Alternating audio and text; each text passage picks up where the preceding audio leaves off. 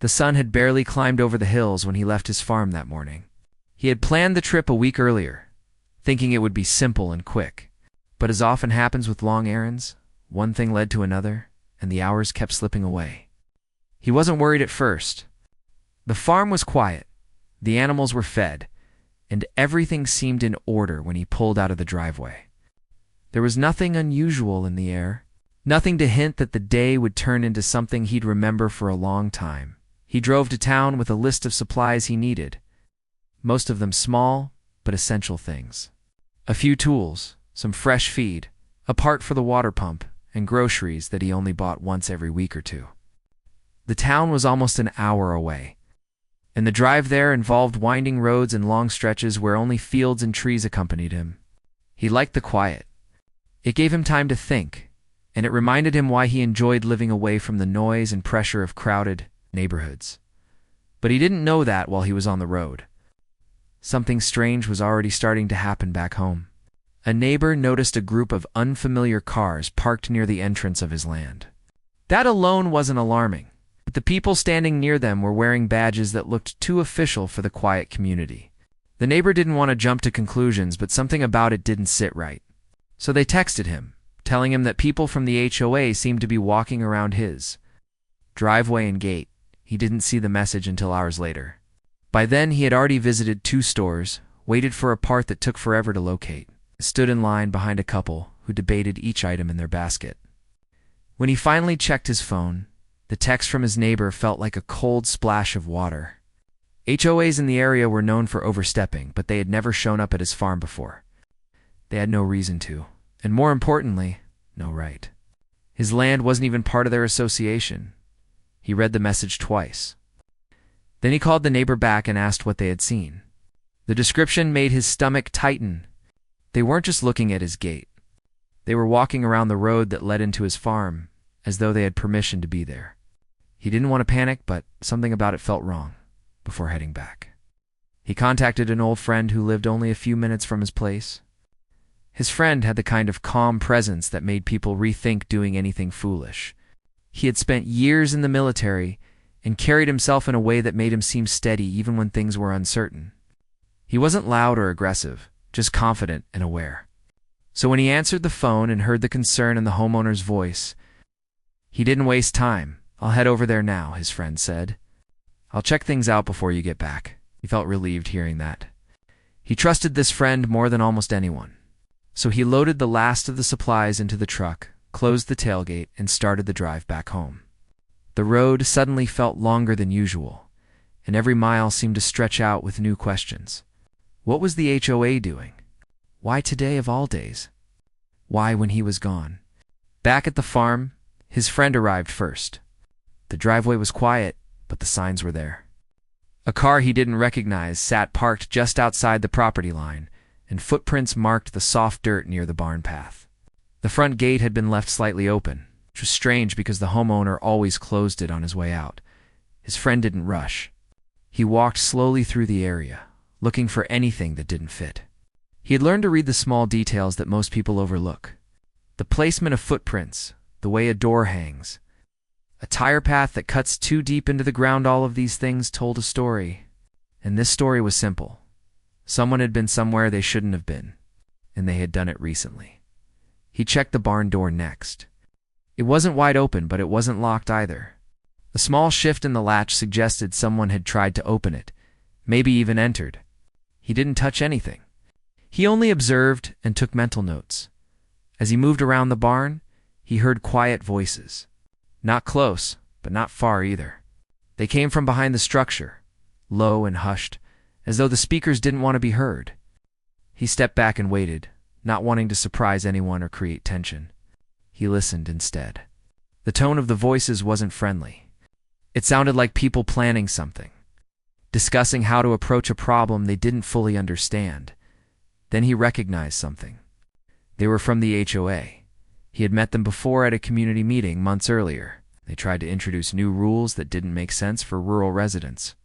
He remembered how frustrated people were that day. He didn't make himself known yet.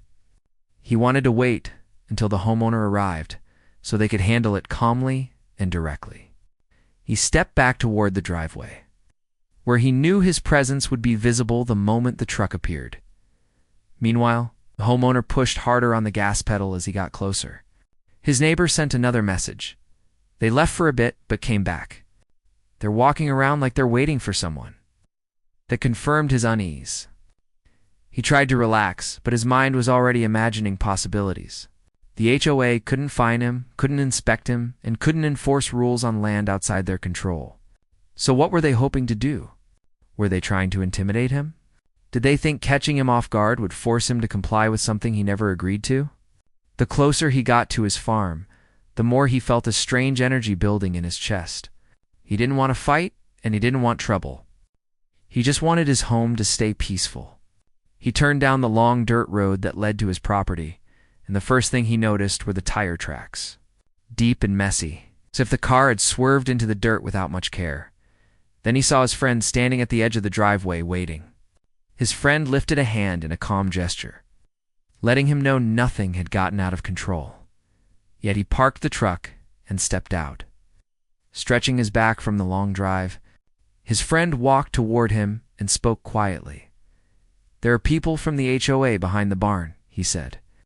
"They were trying to stay hidden. I think they're waiting to confront you." He closed his eyes and took a slow breath. Part of him wanted to laugh at how absurd it was. The other part felt irritated that anyone would think they had the right to wander around his land. "What are they even doing here?" he asked. His friend shrugged lightly. "From what I heard, they think they have some kind of authority. But they don't. We both know that." Before they could say more, footsteps crunched behind the barn. The voices grew louder. Someone said he should be here any minute. "Let's get the papers ready," another voice answered. "Make sure you record everything. We don't want him denying anything." He exchanged a look with his friend. Neither of them needed to speak. They both knew that whatever was coming next would require patience. A moment later, the group rounded the corner, 3 people holding clipboards. One person holding a phone pointed straight at them. They walked with the kind of confidence that comes from misunderstanding their own authority. The homeowner didn't step back. He didn't raise his voice. He just waited for them to speak. "We need to talk about several violations on your property," one of them began. Flipping through papers, his friend stood beside him quietly. Not intimidating, just present. The day wasn't over yet. The story wasn't finished. And neither of them knew just how strange things were about to get next. But one thing was certain. Whatever the HOA had planned, it wasn't going to go the way they expected. He stood there for a moment, trying to understand how the day had taken such a strange turn. Leaving the farm for 10 hours was nothing new. Yet somehow, those hours had become enough time for the HOA to show up with clipboards, papers, and people who carried themselves like they ran the whole county. It didn't make sense. His property wasn't their responsibility, and he had never signed anything that tied him to their rules. But the way they looked at him, you would think he was someone who owed them something. The person recording kept the phone pointed straight at him, not blinking, not lowering the camera. The others held their clipboards close, as if the papers on them held some kind of power. His friend stayed at his side, silent but steady. He could feel the quiet support just from his presence, and that helped him stay calm. The one who appeared to be in charge cleared their throat. "Acting as though this meeting had been carefully planned and properly announced, we have reason to believe that your property is in violation of several community guidelines," the person said. "We're here to conduct a thorough inspection and issue notices as needed." He blinked slowly. "You're here to do what?" The person lifted the clipboard a little, as though expecting him to be impressed. "Conduct an inspection." He glanced at his friend, who simply raised an eyebrow, then turned back to the group. "This is a farm," he said, "and it's not part of the HOA. You don't have the right to inspect anything here." The person holding the phone zoomed in a little, as though capturing his reaction would prove something later. Another member of the group stepped forward, showing a paper with printed text and a few bold lines highlighted in yellow. "This land falls under extended community review," they announced, as if reading it made it true. "As such, we are allowed to check for unapproved structures, potential safety concerns, and any issues that might affect surrounding properties." His friend leaned slightly forward, not touching the paper, only looking.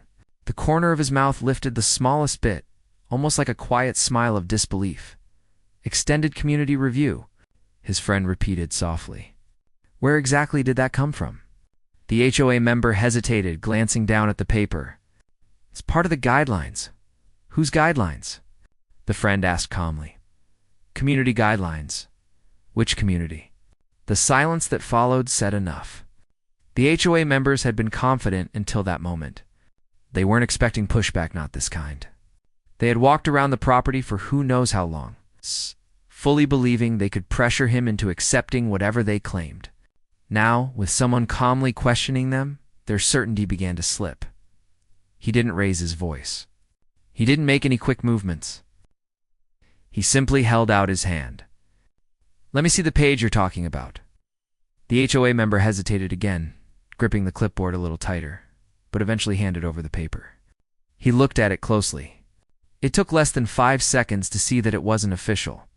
The lines were vague, the language unclear, and there wasn't a single legal note or signature anywhere on it. It was more like something printed from a template instead of a real document. "This doesn't apply to me," he said, handing the paper back. "My land is private. I've never agreed to be part of your association, and no one can force me into it." The person with the camera muttered, "We're just trying to keep the community safe." His friend let out a slow breath, the kind that spoke more clearly than words.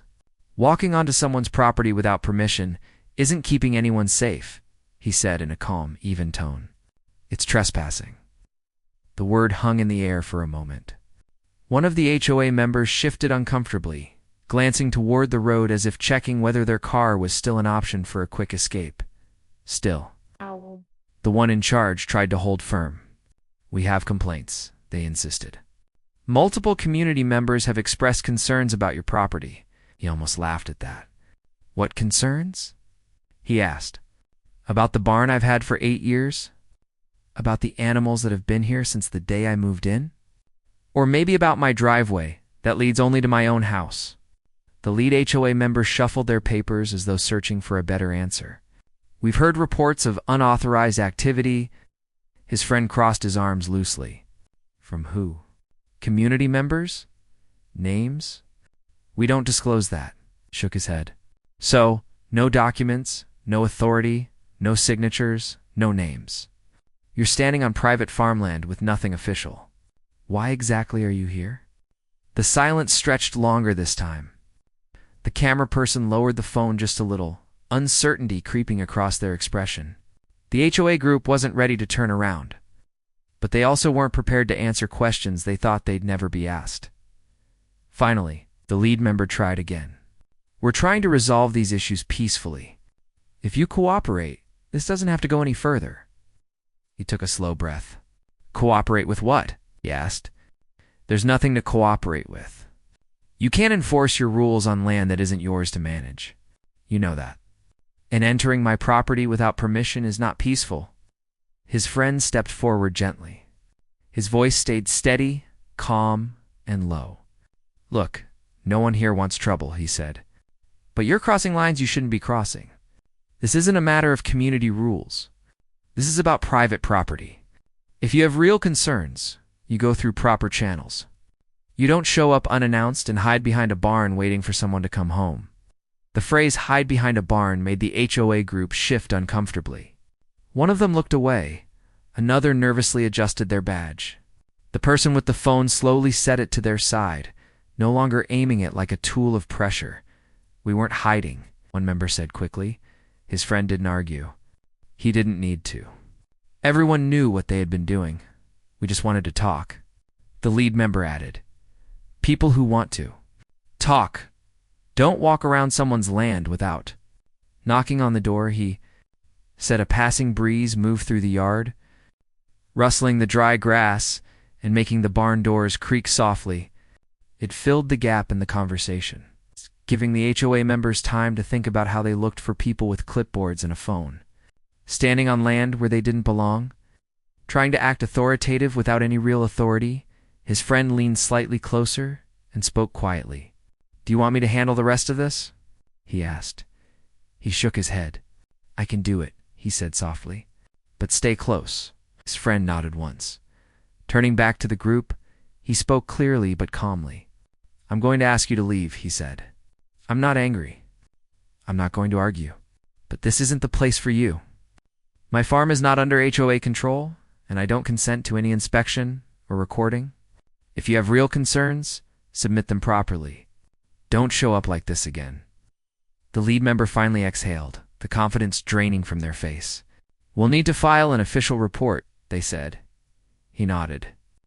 "Do whatever you need to," he answered. "Just do it the right way, and not here on my land." The person with the phone hesitated, then slowly put the device into their pocket. Another stepped back a little, then another. The group seemed unsure whether to leave in a group or walk off one by one.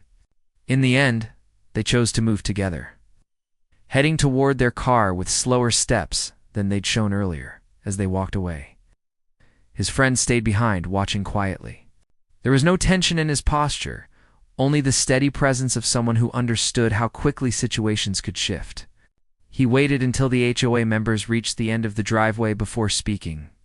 "That could have gone worse," he said. He shook his head. "I didn't expect it to happen at all," he replied. 10 hours gone and they thought it was the perfect time to try something." His friend gave a slow nod. "People like that don't act unless they think they can get away with it." He looked at the ground, at the deep tire tracks and the footprints around the barn. It made him uneasy knowing they had walked around like they owned the place. He didn't like the feeling of someone invading the quiet corners of his farm. He had moved out there to avoid this kind of situation, not invite it. His friend rested a hand on his shoulder lightly. "You handled it right," he said. "They're used to people folding when they talk big. You didn't." He appreciated those words more than he expected. His friend always knew how to say things simply but sincerely. They walked toward the barn together. The sun was lower now, casting long shadows across the ground. The air felt different, still and heavy, but not in a way that scared him.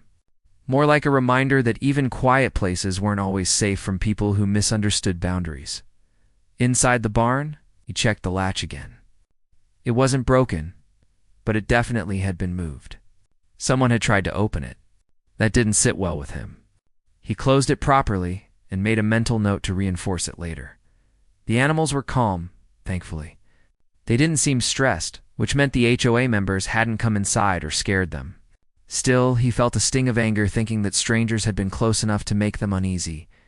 His friend leaned on the barn doorway, looking out over the property. "You might want to set up some cameras," he suggested. "Not because you're expecting trouble, but because it helps to have evidence. People like that don't always stop after one visit." He nodded slowly. "I'll do that. I should have done it sooner." Shrugged. "You didn't expect problems. No one moves to a place like this thinking their biggest issue will be a group with clipboards." He let out a quiet laugh at that. True, they walked outside again, standing together on the dirt path. The sky had shifted into soft orange and gold, the kind of sunset that usually brought peace at the end of a long day. Normally, he would have stood and watched it without thinking. But today, it just made him feel reflective. "What do you think they wanted?" he asked. His friend considered the question. "Probably to pressure you into accepting their authority," he said. "If they got you to sign anything or even agree verbally, they could twist it into something official. But why me?" He wondered. "Because you're outside their control," his friend replied simply. "And some groups don't like that." He didn't respond right away. He thought about it as they stood in the fading light. He had always liked living independently. He didn't bother anyone. He minded his business. He kept the farm clean, cared for the animals, and helped neighbors when they needed it. Yet somehow, that wasn't enough for people who wanted things their way. His friend eventually straightened up. "I'll stick around for a bit," he said, "just in case they decide to come back." He was grateful for that. Even though he didn't expect another visit, having someone he trusted nearby made the evening feel less unsettled. They walked toward the porch, where they could sit and look out over the land. The air cooled, the first signs of night settling in. The quiet was comforting. The farm felt like itself again, but deep down he knew this wasn't the end of it. The HOA had shown up once. People like that rarely gave up after one failed attempt. They would try again, probably in a different way and at a different time. He wasn't afraid. But he was alert now, and he was no longer alone in dealing with it. His friend's calm presence was enough to steady him. Whatever came next, they'd face it together, and he knew he would handle it with the same patience and clarity it shown today. The evening settled slowly over the farm, wrapping everything in soft shadows and quiet air. For a moment, it almost felt like the day had returned to normal. The lights in the barn glowed faintly. The animals rustled gently as they settled down. The breeze carried the familiar scent of hay and soil. He stood on the porch beside his friend, watching the last light fade behind the hills. But even as the sky dimmed, couldn't shake the feeling that the HOA visit was only the beginning. His friend leaned back in the wooden chair and glanced toward the long dirt road. They didn't look satisfied when they left, he said quietly. You handled it right, but people like that don't let go easily. He nodded slowly. No. That's what bothers me. He sat down too, resting his hands on his knees, staring out into the growing darkness. I just don't want trouble, he said. This place is supposed to be peaceful. It still is, his friend replied. You just had some unexpected visitors, but nothing they did changes what this farm is. He appreciated the reassurance, but he also knew that something had shifted. The HOA had walked around his land as if they owned it. They had brought papers, a camera, and enough confidence to assume their authority would go unquestioned. That wasn't a simple mistake.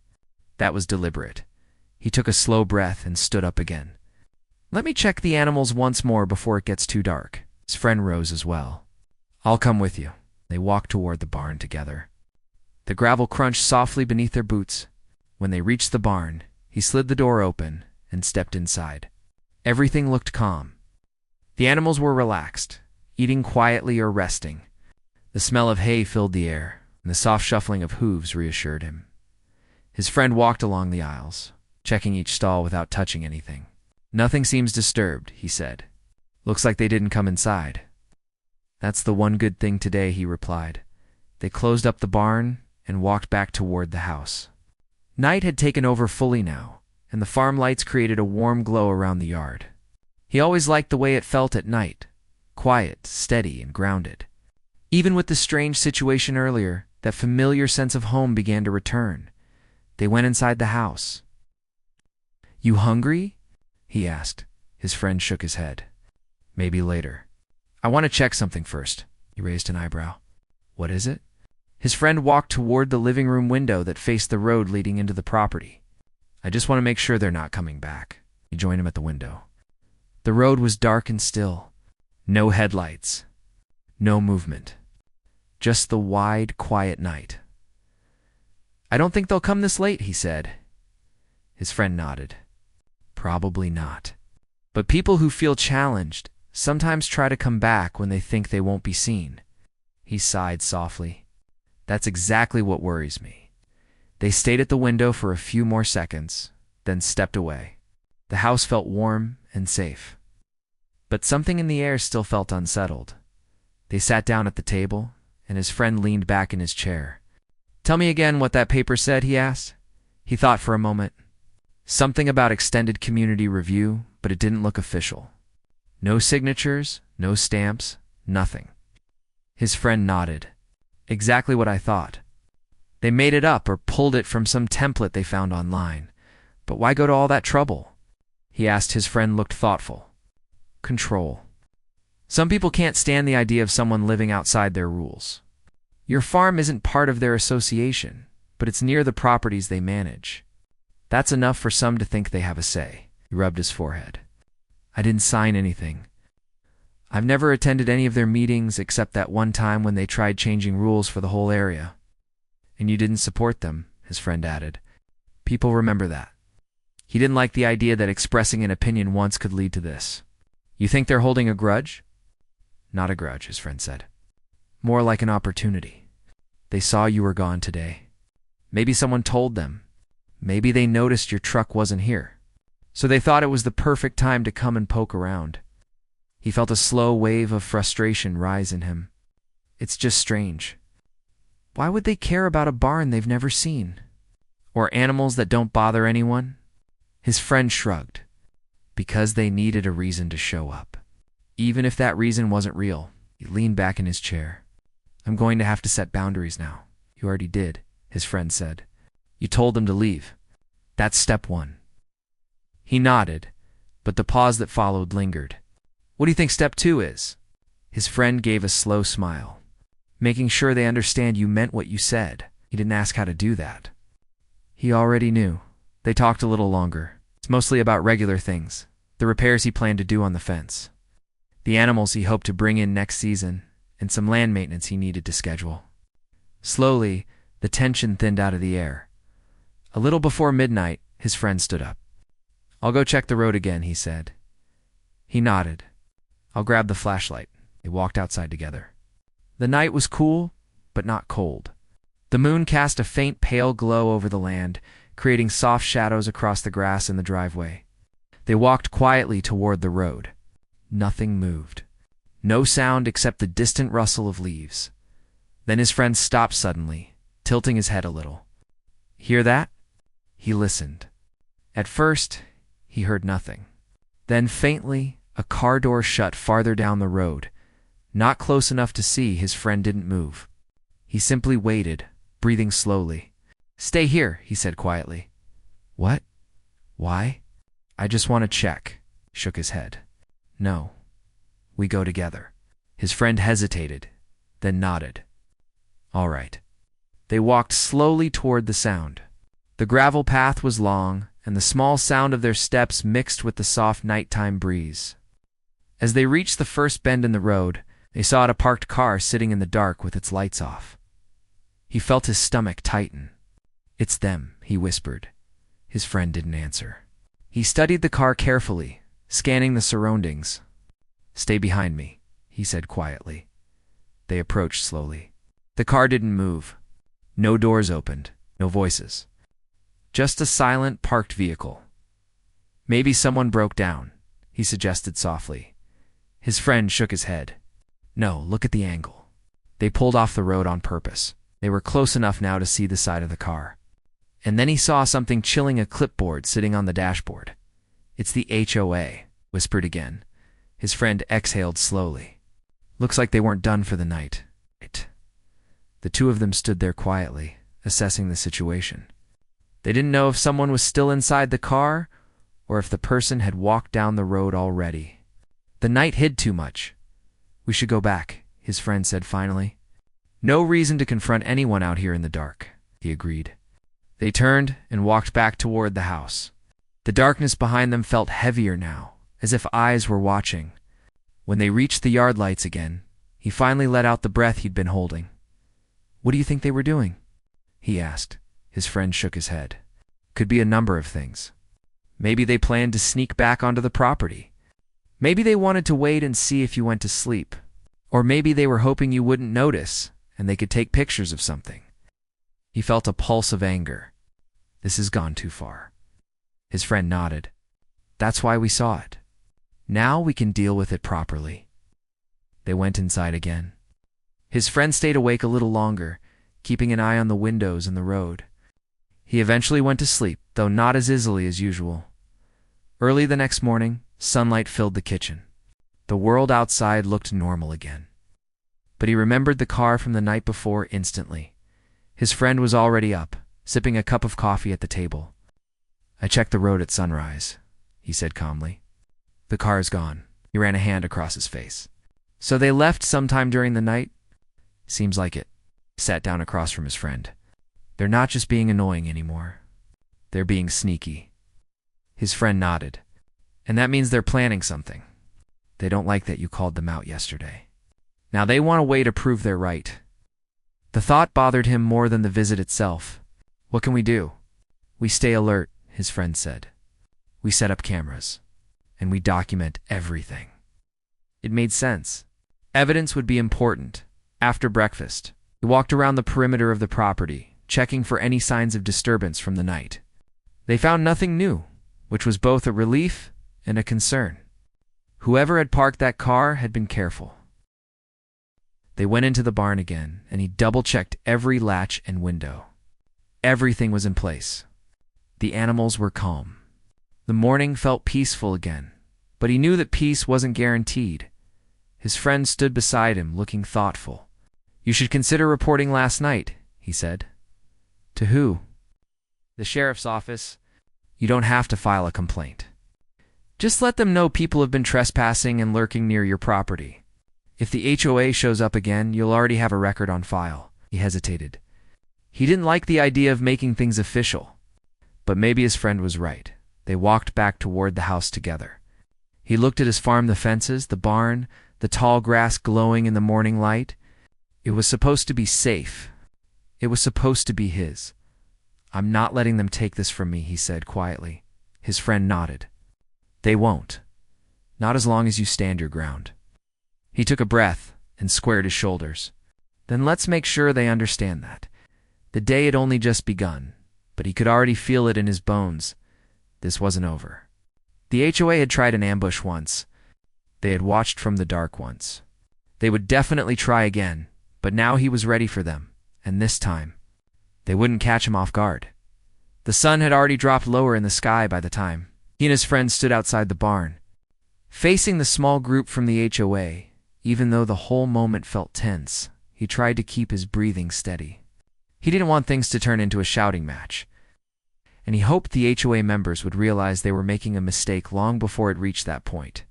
The air was warm, but the breeze made the tall grass sway around them, soft and calm, almost like it was trying to balance out the stress of everything happening. The man closest to him kept shifting on his feet, as if unsure whether to speak first or wait for someone else to take charge. His friend, standing just slightly off to the side, watched all of them with a calm expression that somehow made the entire moment feel less threatening. He didn't look angry or defensive. He didn't puff himself up or act tough. He just stood there with the same quiet confidence he always carried, the kind that came from years of training and a life spent handling complicated situations. When the HOA members finally tried to speak over each other, his friend raised a hand just slightly, not even a full gesture. More like a small reminder for everyone to take a breath. And surprisingly, they did. It was almost like they were expecting a fight, and the complete lack of hostility threw them off balance. His friend asked again for proper paperwork or authority that gave them the right to demand inspections or issue warnings on farmland. The group hesitated, their eyes darting between each other, and one of them finally pulled out a folder. Inside were printed pages with bold letters at the top, but the moment his friend glanced at them, he noticed something was wrong. The papers looked official at a glance, but they weren't signed, stamped, or connected to any county or state office. There were typos in the paragraphs. There were missing dates. There was no reference to any law or section that actually applied to the property. They were simply printed notices created by the HOA itself. His friend pointed out every single flaw in a clear, calm voice. The HOA members tried to interrupt, but he didn't raise his voice. He didn't talk over anyone. He simply waited, then continued explaining why the documents were invalid. The homeowner felt the tightness in his chest ease a little. He'd never been in a situation like this before. Even though he had common sense and knew the land was his, the pressure from the HOA had made him worry. They always presented themselves with such confidence, as though they were the ultimate authority in the area. But now, hearing someone lay out the facts so plainly, he realized they had been bluffing the entire time. The HOA group began turning on each other, whispering sharply, trying to figure out what to say next. One man insisted they had every right to enforce rules because the property affected the neighborhood's appearance. Another insisted that they had the right to inspect any structure. A third tried to argue that the farm should never have been allowed to stand outside the SCCE association, but each argument fell apart the moment his friend asked a simple question. What law gives you that authority? None of them had an answer. The silence was long, almost uncomfortable. The breeze blew again, making the barn door creak softly.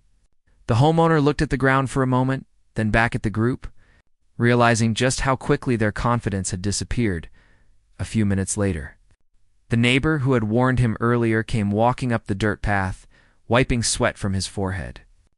He had come to see what was going on, and when he saw the HOA gathered on the property, his face twisted with frustration. He spoke calmly, but there was a firmness to his words. He explained that he had seen the HOA members walking onto the property without permission. He mentioned the way they had looked through the windows of the barn, how they had walked around the sheds, and how they had clearly crossed the property line with the intention of confronting the homeowner when he returned. The HOA group tried to deny it, but the neighbor remained steady. His friend, still calm, reminded them that unauthorized entry onto private land was not something to take lightly. He didn't accuse them of any crime. He didn't threaten them or use strong language. He simply explained that any further unannounced entry or intimidation attempts could result in consequences they likely didn't want to deal with. One of the HOA members tried to regain control by raising his voice, saying they were just trying to maintain standards and that everyone in the community needed to respect their guidelines. But even he seemed unsure of what he was saying anymore. The words didn't carry the same force they must have carried in HOA meetings. Out here on open farmland, with the earth stretching out wide and the sun dipping behind the hill, those printed rules suddenly felt flimsy and small. The argument started turning inward, with the HOA group whispering among themselves again. Some looked embarrassed. Others looked irritated, mostly at each other. One stepped back and crossed his arms, staring at the ground as if wishing the dirt would swallow him. His friend continued speaking in the same steady tone. He explained that farmland operated under completely different regulations than suburban homes. He explained that agricultural land had rights and protections, especially regarding livestock structures and operations. The HOA had no jurisdiction here. They were overstepping, plain and simple. With every sentence, the tension eased a little more. The homeowner could feel the shift, like the pressure in the air was finally releasing. He hadn't realized how much the HOA had weighed on him until this exact moment. He had spent months feeling as though their presence was a constant shadow over his shoulder, even though he knew deep down they had no business with his property. The HOA members tried one final time to regain some authority. They demanded he'd sign a compliance document, an unprofessional, unverified form that they claimed would prevent further issues. The homeowner almost laughed at how absurd it was. But before he could say a word, his friend reached out, took the paper gently, and folded it once. He didn't tear it. He didn't throw it on the ground. He simply held it between his fingers and said in a calm voice that the homeowner would not be signing anything that had no legal standing. That was it. That small act, paired with the steady explanation that followed, finally broke whatever illusion of control the HOA thought they had. They could no longer pretend they were the ones in charge. The group of them stepped back slightly, their energy drained. The sound of insects in the field became louder than their voices. The homeowner felt lighter than he had all day. After a few long seconds, the HOA leader muttered something about needing to revisit the matter later, but even he seemed unsure. His friend replied politely that any future conversations should go through proper legal channels and not involve intimidation or sudden visits. The HOA members nodded, some quickly, some reluctantly. They slowly began to gather their papers, clipboards, and phones. The barn door creaked again as someone brushed past it on their way out. The homeowner watched them walk down the dirt path, shrinking as they moved farther away. It struck him how completely different they looked compared to when they had stepped out from behind the barn earlier that afternoon.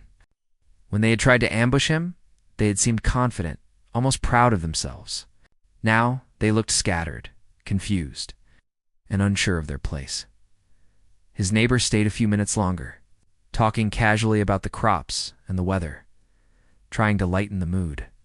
His friend stayed silent for a moment after the neighbor left, simply taking in the evening air. The homeowner appreciated that about him.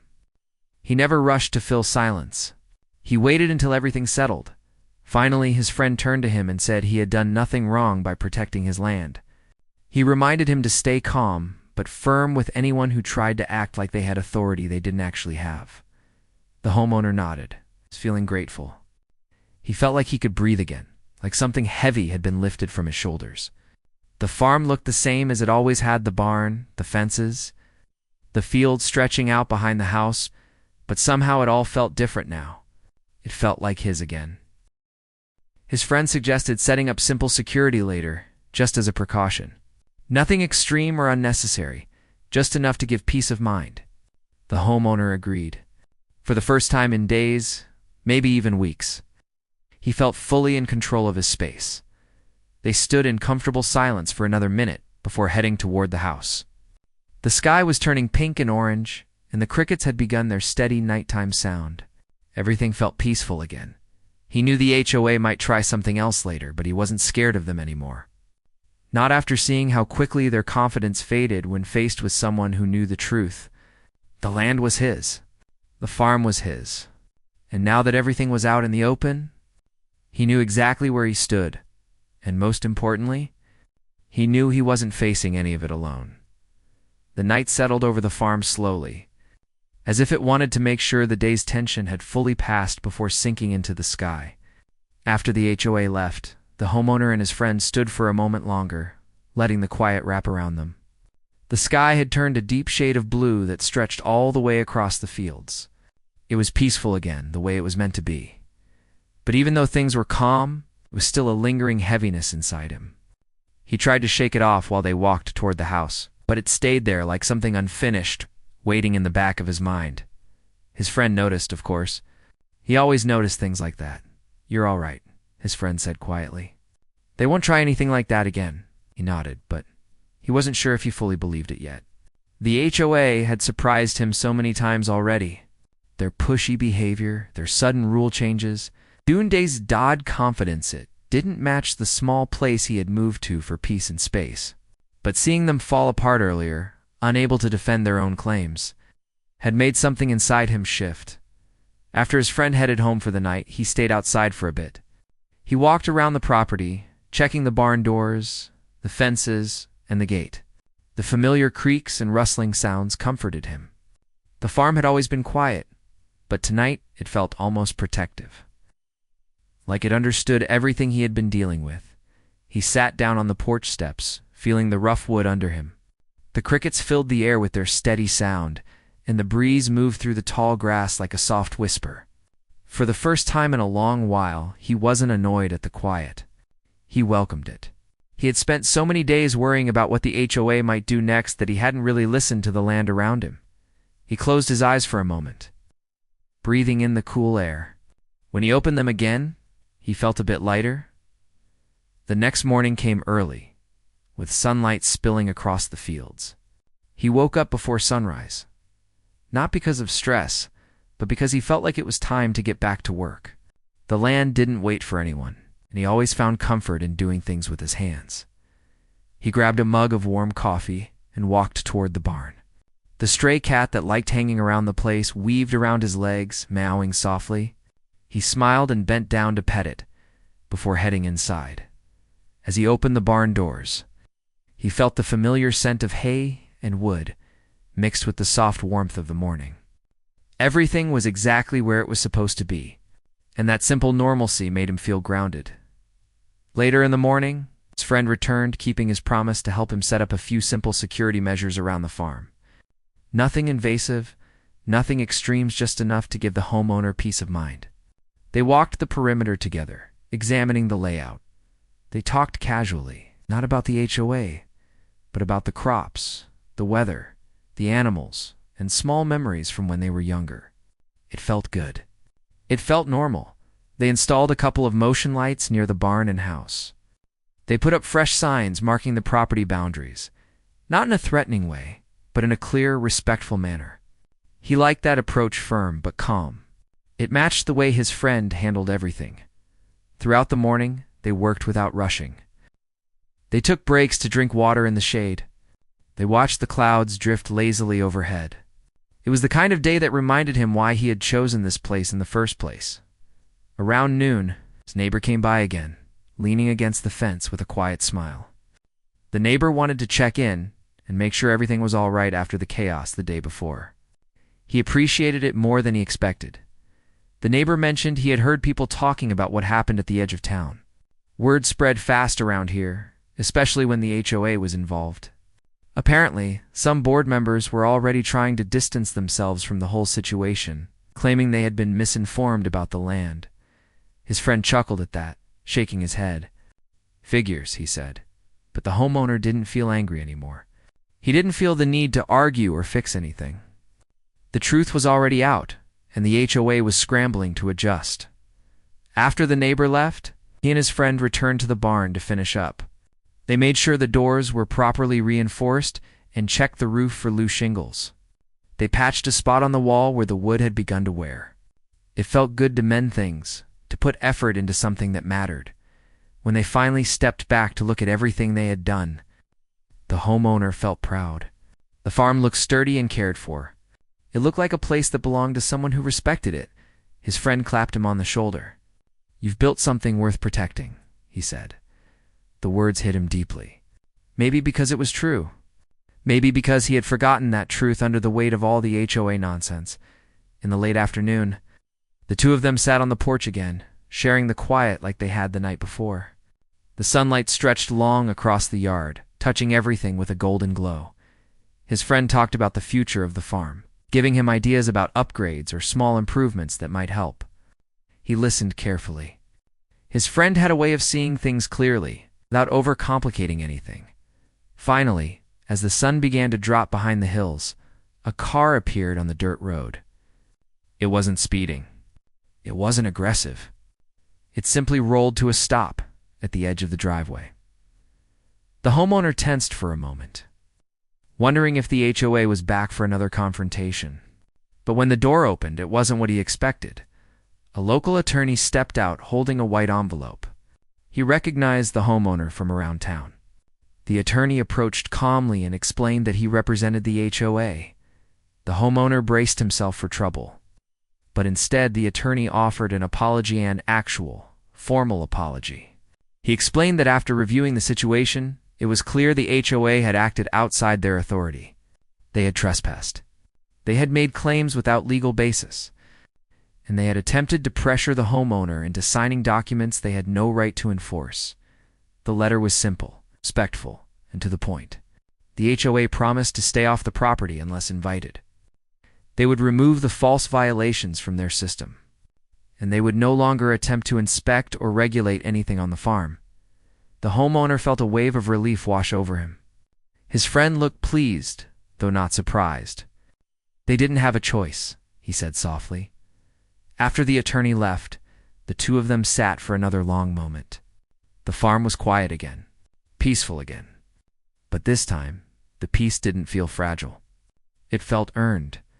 A few days later, the community began to shift.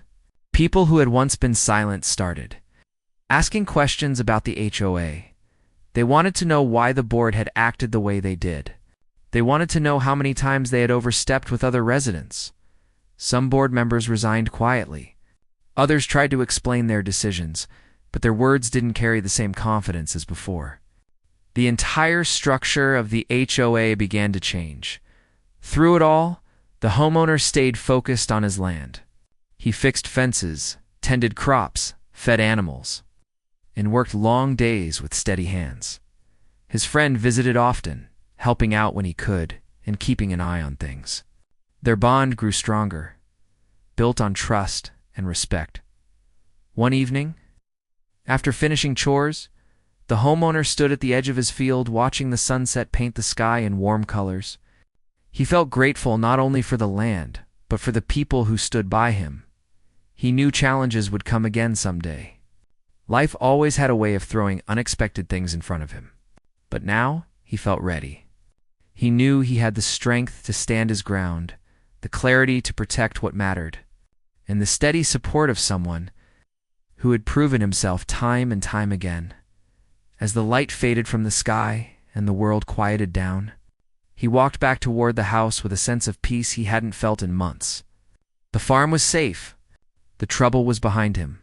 And for the first time since everything began, he felt as though he could truly move forward, and he did, one day at a time, with the land beneath his feet and a friend he could trust by his side.